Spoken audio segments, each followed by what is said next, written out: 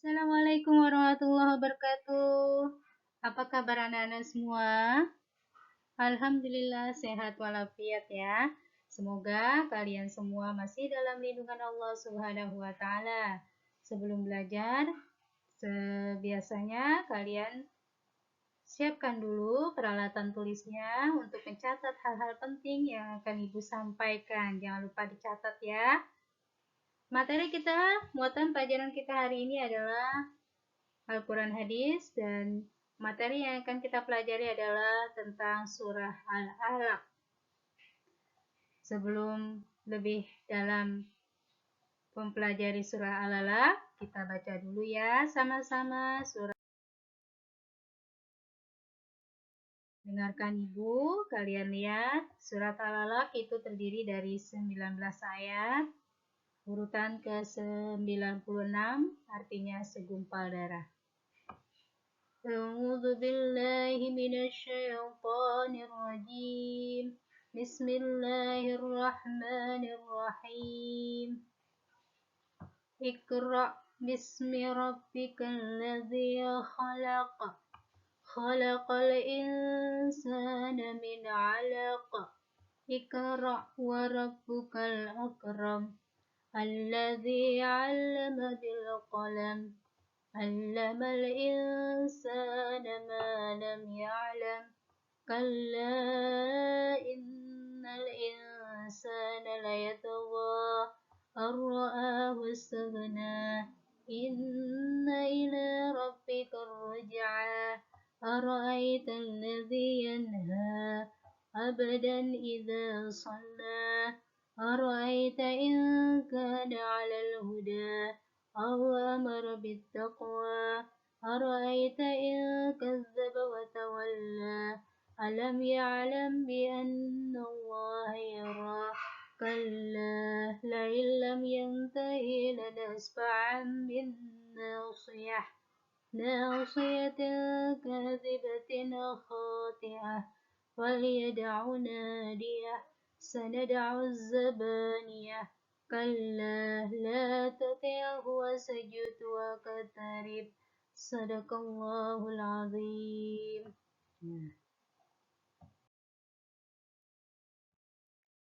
Setelah kita membaca surat Al-Alaq bersama-sama, sekarang kita kenal apa sih isi yang ada di dalam surat Al-Alaq itu. Surat Al-Alaq itu artinya segumpal darah. Boleh kalian catat semua yang ada di Ibu tampilkan di sini.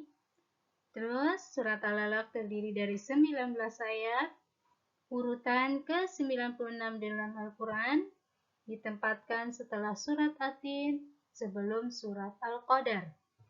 Dan surat Al-Alaq itu merupakan wahyu yang pertama kali turun. Ayat yang pertama turun adalah ayat 1 sampai 5. Ya. Tergolong surah Makkiyah. Kenapa? Karena diturunkan di kota Mekah. Kalau yang diturunkan di kota Madinah disebut Madaniyah.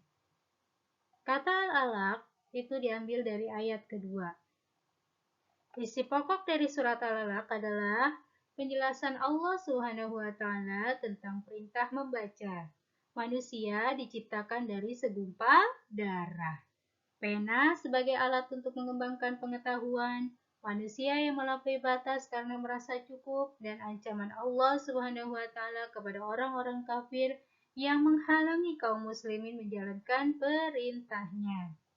Surat Al-Alaq itu merupakan wahyu yang pertama kali diturunkan kepada Nabi Muhammad SAW melalui perantara malaikat Jibril.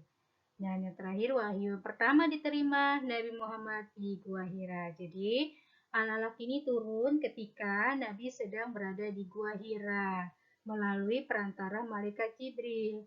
Tapi turunnya tidak sekaligus 1 sampai 19 ayat, turunnya hanya 1 sampai 5 dulu, ya. Sekarang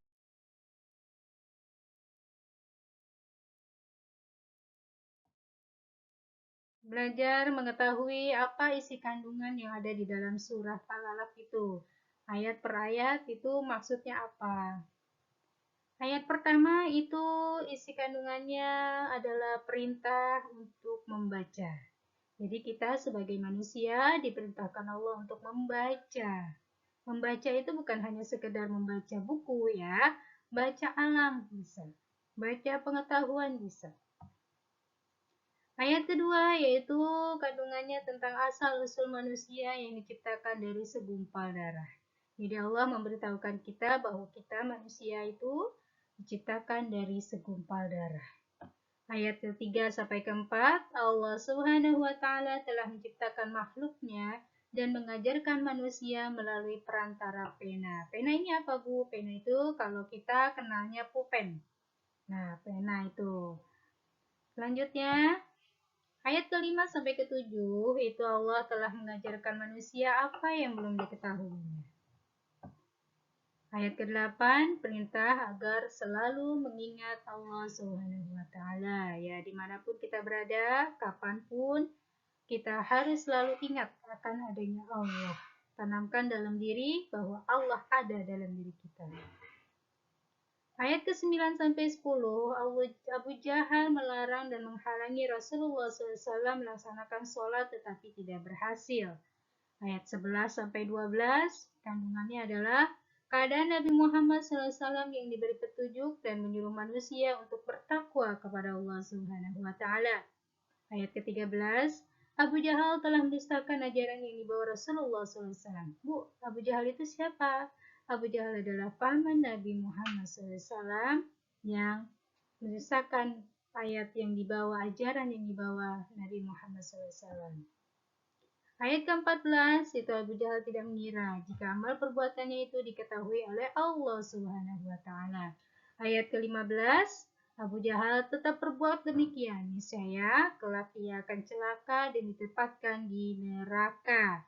Ayat terakhir, ayat ke-19, Allah telah memerintahkan kepada Nabi Muhammad untuk beribadah dan mendekatkan diri kepadanya. Itulah kandungan surah Al-Alaq yang harus kalian tahu, kalian catat ya dalam buku tulis kalian masing-masing. Sampai di sini dulu penjelasan Ibu. Lebih kurangnya mohon maaf, tugas hari ini hanya satu. Kalian buat voice note, bacaan ngaji kalian, bacaan kalian surat Al-Alaq. Boleh melihat, boleh. Kalian baca surat Al-Alaqnya melalui voice note, kalian kirim ke Ibu, ke wali kelas masing-masing. Demikian, wassalamualaikum warahmatullahi wabarakatuh.